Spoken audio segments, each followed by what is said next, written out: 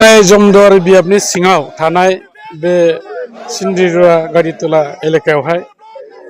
बिपिएफखौ लाफानानै गोबां दोलोनि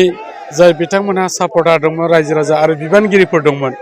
दिनै इउपिपिएल दोलोनि नीति आदर्शखौ मोजां मोननानै बिथांमोना बाव जयनिं लाफैजोब्बाय लोगोसे बिटिआरनि चिफ मानगोनां प्रमद बर' बिथांनि जि आदर्श आरो नीतिखौ लानानै खामानि मावनाय आरो बे ओनसोलाव गोजोननाय थासारिजोंखौ लाबोनायजों लोगोसेयै जे बिथाङा जौगानाय खामानिखौ मावनो हाबाय बेखौ दिनै बयबो मोजाङै बुजिनानै मिन्थिनानै खालि बे ओनसोलावल' नङा बुंनो थाङोब्ला सारा बिटिआर ओनसोलावनो जेरैबायदि जयनिं हाबाफारि जादों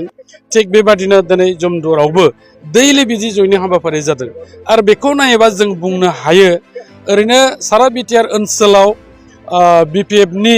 जे बिथांमोननि स्ट्रेंथ बे खमायखाबायानोसै किन्तु नैबे जमदुवार समस्तियाव बिथांमोना दिनै जिर'नि लामायाव थांगासिनो दङ जों सानदोङो बिसायख'थि जासिमहालागै बेवहाय कोनो माने बिपिएफनि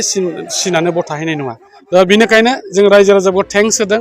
राइट टाइमाव बिथांमोना थार बाथ्राखौ साननानै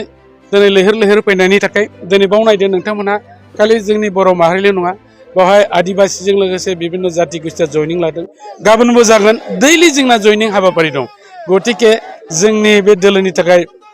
जोबोद मोनसे मोजां सिन दं होननानै जों बुंनांगोन आरो जों बयबो मिथिगौ जिहेतुके फैबाय थानाय समावबो 2025 सननि जे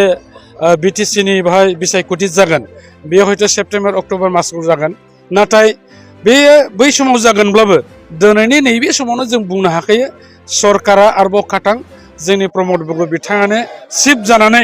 आरोबाव जोंनि इउपिपिएल दोलानो सरकार दाफिनगोन आरो बे जोंजोंहाय एलायन्स जायो बे उननि बाथ्रा नाथाय सरकारा जे जों दानाया बे खाथां जाबाय बे दिनैयाव जोङो स्पस्तयै मिथिबाय दा बेनिखायनो गुबुन दोलोआ जोंजोंहाय कम्पिट खालामनो हानाय रावहा बेबायदि गोहो गैया।